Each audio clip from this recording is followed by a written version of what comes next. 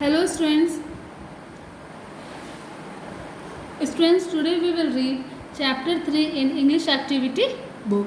So take out your books and open page number 22 in English activity book.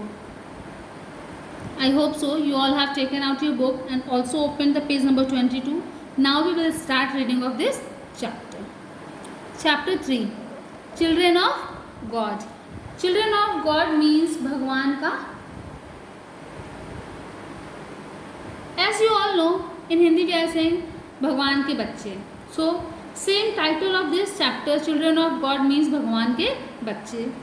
Children are considered to be an image of God. बच्चों को भगवान का ही रूप माना जाता है. Let us find out about an orphanage where children live together in harmony. Student, one word is there, orphanage. Orphanage means अनाथालय, जहाँ पे अनाथ बच्चे रहते हैं जिनके मम्मी पापा नहीं होते हैं.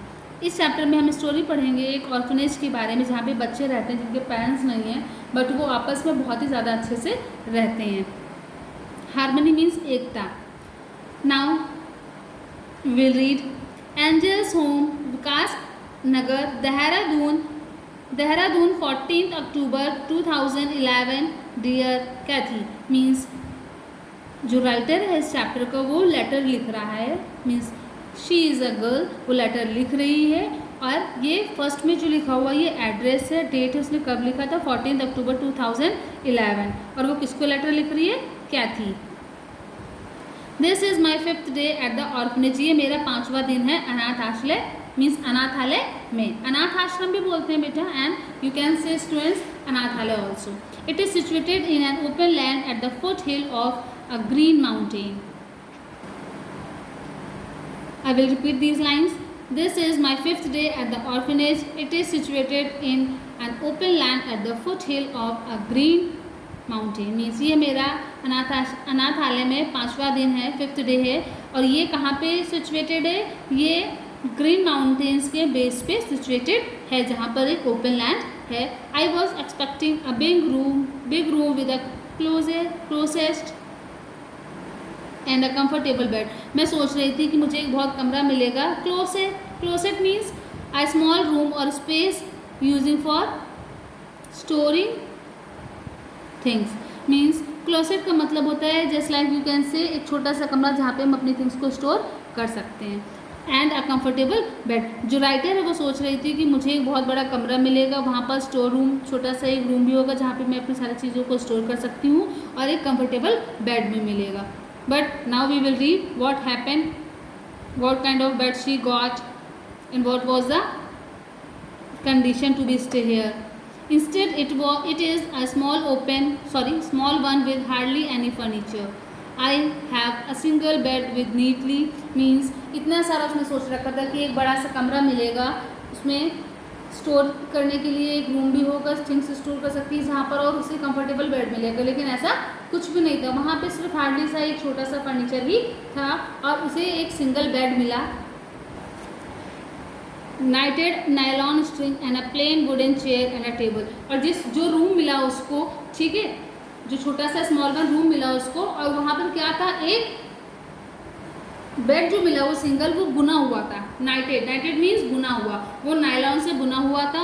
और एक प्लेन लकड़ी की चेयर और एक टेबल मिला उसे. I have to keep my clothes in my suitcase to protect them from moths. What do you mean by moths? ये छोटे छोटे कीड़े होते हैं जो कपड़ों में लग जाते हैं. ओके बेटा, you can say tiny creatures that feed on clothes, especially wool or fur. Means अब उसे जो राइटर है उसे अपने कपड़े कहाँ पर रखने पड़े? सूटकेस में. मौत से बचाने के लिए उसे अपने कपड़े सूटकेस में रखने पड़े. On my arrival a large group of parentless children all drawn from different villages far and near came running to greet me cheerfully. और जब वहाँ पर ये पहुँची तो बहुत सारे बच्चे जिनके पेरेंट्स नहीं थे, अलग अलग गाँव से, बहुत कुछ दूर से, कुछ पास से, सब भागते भागते उसे नमस्कार करने के लिए आए. ग्रीट मीन्स नमस्कार in Hindi. Okay students, they were 29 in numbers. और how many children were there? 29. और जो बच्चे आए थे उसे ग्रीट करने के लिए वो 29 थे. They all shouted good morning in chorus. They already knew I had come from abroad to teach them for some time. Still, a girl dressed in printed cotton blouse and long skirt asked me in broken English, "Have you come to teach us?" She had a smile on her face. A few just giggled shyly instead of talking to me. जो 29 बच्चे थे वो सारे ज़ोर से चिल्लाकर बोले, एक अच्छे से उससे गुड मॉर्निंग, मीन्स अच्छे से उससे बोले गुड मॉर्निंग। और सबको मालूम था कि वो अब्रॉड से उन्हें पढ़ाने के लिए कुछ समय के लिए आई है, लेकिन फिर भी एक गर्ल थी जिसने प्रिंटेड कॉटन ब्लाउज पहन रखा था और एक लंबी सी स्कर्ट पहन रखी थी। उसने ब्रोकन इंग्लिश में उससे पूछा कि क्या आप पढ़ाने आई हो, क्या आप मुझे पढ़ाने आई हो? Have you come to teach us, क्या तुम हम लोगों को पढ़ाने आई हो? और उसने एक हंसते हुए चेहरे से ये चीज़ पूछी थी। मतलब वो इतना गर्ल जो थी, जो चिल्ड्रन थे उसमें से जिस गर्ल ने पूछा था वो नर्वस थी, वो उससे बोलती कुछ तो उसकी बिहाफ पे उसने उसी यही चीज़ पूछ ली थी, have you come to teach us. Giggle means laugh in a nervous और silly manner. They are a bunch of happy children who do various shows in mornings and evenings. ये एक बहुत खुशहाल, ये जो बच्चे थे बहुत खुशहाल थे, means they were very happy and you can say these are the bunch of happy children जो काम करते थे। चोस मीन्स काम करना। जो बच्चे थे, जो अनाथालय में बच्चे रहते थे, ये सुबह और शाम को काम करते थे। Some work in the kitchen whereas other work on the farm. कुछ बच्चे किचन में काम करते थे, कुछ फार्म में। During the day they go to school. दिन में वो स्कूल जाते थे, मीन्स सुबह और शाम काम करते थे, दिन में वो स्कूल जाते थे।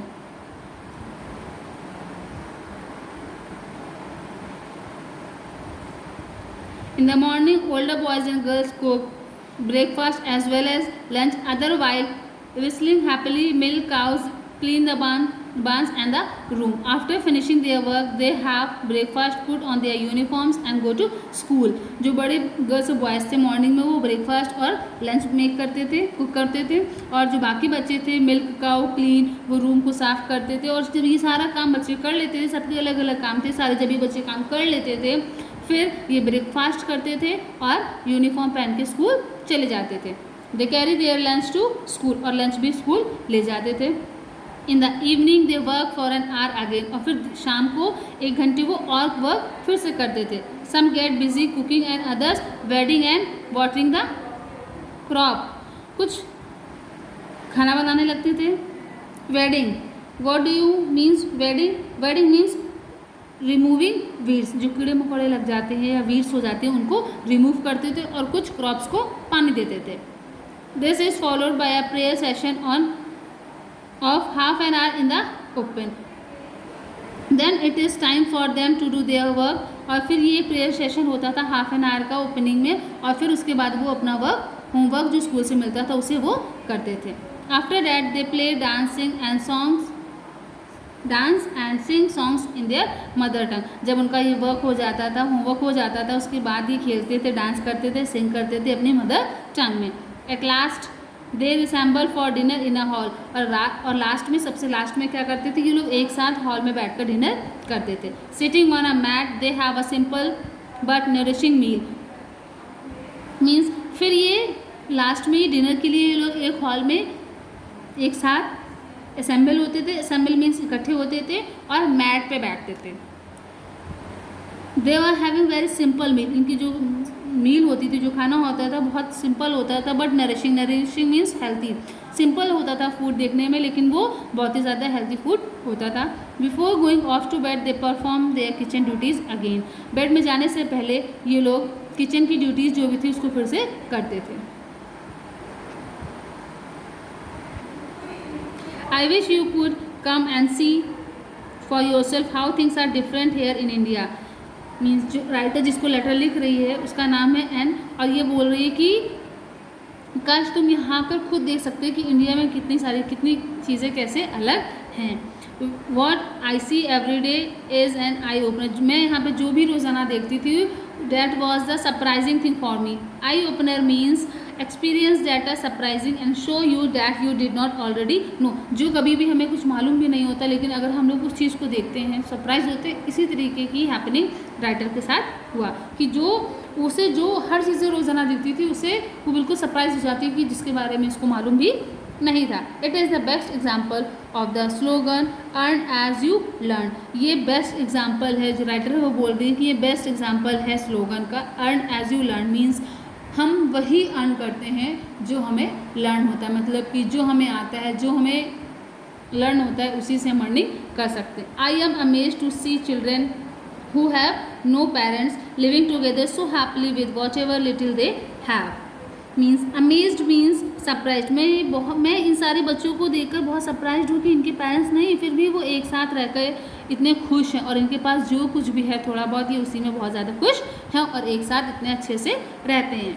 Do right and give me news about New York, I miss the city so much. और फिर लास्ट में राइटर क्या लिख रही है कि न्यूयॉर्क के बारे में मुझे न्यूज़ देना और मुझे इस लेटर का रिप्लाई करना. I miss you too love and.